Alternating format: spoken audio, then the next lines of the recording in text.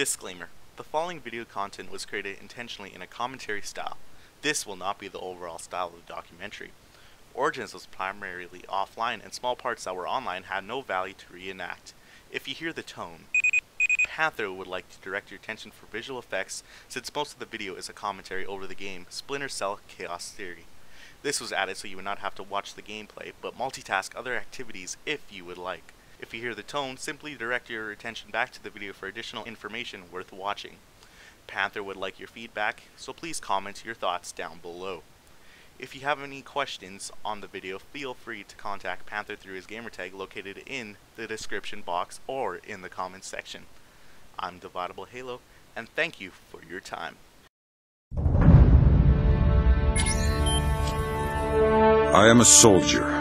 I've served my country for 20 years. Bishop, you have 24 hours to retrieve that information.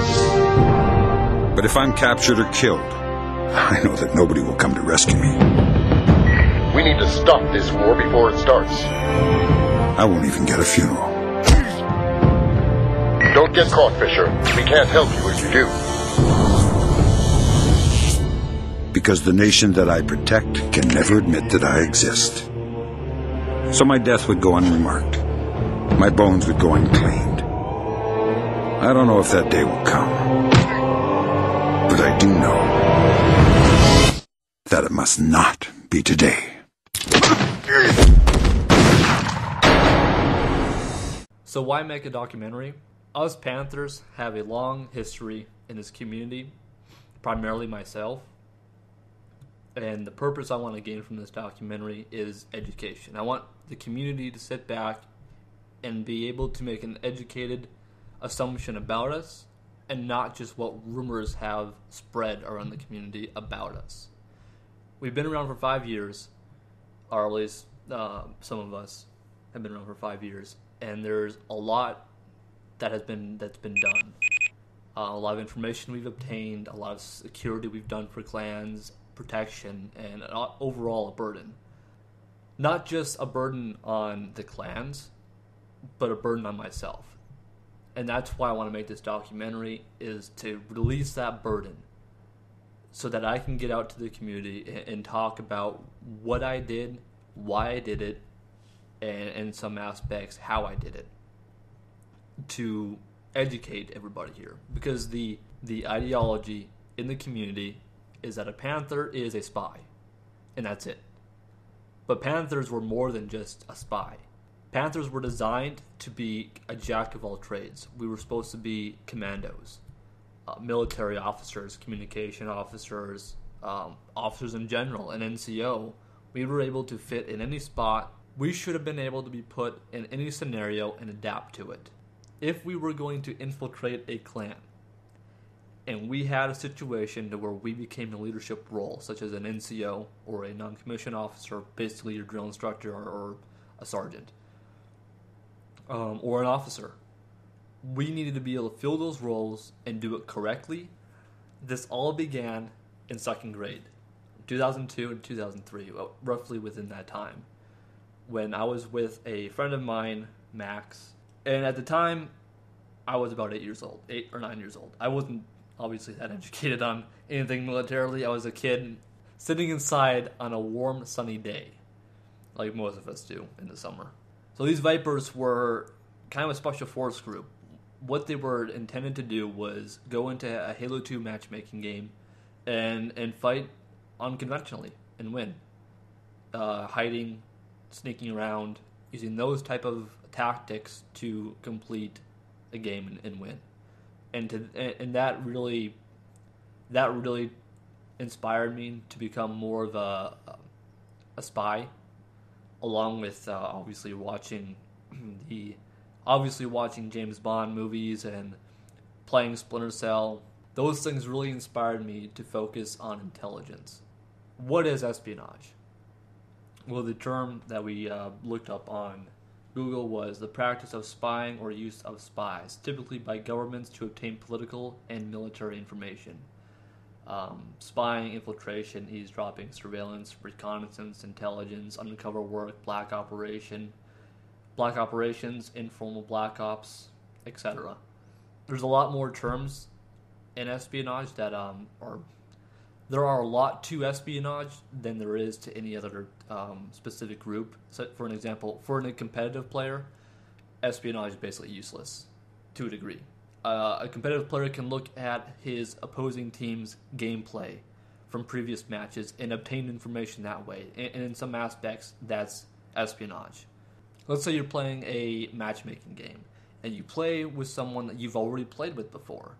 That is a use of espionage. You're using intelligence beforehand to apply it to a situation. So if you were in matchmaking and you were playing against these guys who were just complete garbage or just completely brutal, you can use your knowledge from the previous game or the previous engagement to your advantage. That itself is a part of espionage. However, what we did is we decided to take it to the next level. We made an agency, a group based on espionage for spying, infiltrating, assassinations, black operations, all that stuff, security, protection, to entertain ourselves on the game. And we all get entertainment through a different perspective. For example, some people play only the campaigns in games and won't touch the multiplayer. Some people will only play the multiplayer to the game, to the series. They'll play every matchmaking game possible, or they'll play the campaign and then only play matchmaking, and then they'll never play a custom game or hardly play a custom game. There's other people who only play custom games in the campaign and won't touch matchmaking because they're just not competitive. Those people are not competitive. They don't prefer to sit there and grind out matches and shooting one another. There's other people who enjoy the game by just doing things militarily, and a lot of people misunderstand why people play games and act like they're in the military. It's not so much that they're acting like in the military, it's more the fact that there's a structure there. You can go into a game with a group of friends and usually win a game through communication and coordination. You really don't see that too often besides other competitive teams. Competitive teams will have that drive to communicate with one another, but they don't have that relationship, I believe. They may care about one another to a degree, but overall, that other player can be replaced with a different player. They can swap out other players and replace them. In the military community, you really can't replace somebody. They may not be there anymore, and you may be able to fill that person's role, but that person himself cannot be replaced. Maybe someone you can put in there who's better or worse, but that person... We have this community here is very special because we don't have a community that is based on not knowing one another. Most communities don't really make contact with one another. Maybe the leaders do, maybe some guys who are driving to become a little bit more in the community. But overall, our community is very, very talkative with one another. We focus on talking and keeping in contact with one another. Through videos, through engine, through games, raids, we are very close to one another, and we're very lucky to have that. There are a lot of us who abuse that, and have abused that, and that's just the way we are, and I'm sure there's people out there right now who are deciding that that's not them, but you may contribute to that whether you know it or not, and that it can be a good thing, it can be a bad thing. Back to the main point on why this documentary is here, is to educate people in the community, to give the Panthers a voice that they never had. We were supposed to be quiet. Our objective was to not give away what we were doing. So when we had propaganda against us, the only thing we could do was turn a blind eye to it as much as we could. So this documentary is to voice not only my perspective and my opinion about the community and about what I've done, but to go through my career in this community and show people why I did what I did, why espionage was so crucial to this community, and I'm going to back up as much claims that I have with as much evidence as I have available. I'm going to go through and talk to other people that were in the community or that still are in the community. I'm going to have them tell part of my story so you can see that I'm not just making this up, that I'm trying to do everything that I can to show as much evidence as I can to all my claims. I've always been that type of person. If I expose something, I try to back it up with as much evidence as I possibly can. So let's start at the beginning. Let's start where it all began on Halo 2, where I was in this group. We were known as the Coaxid Empire. I was with mainly my friend and people he knew on Xbox. I became an LT.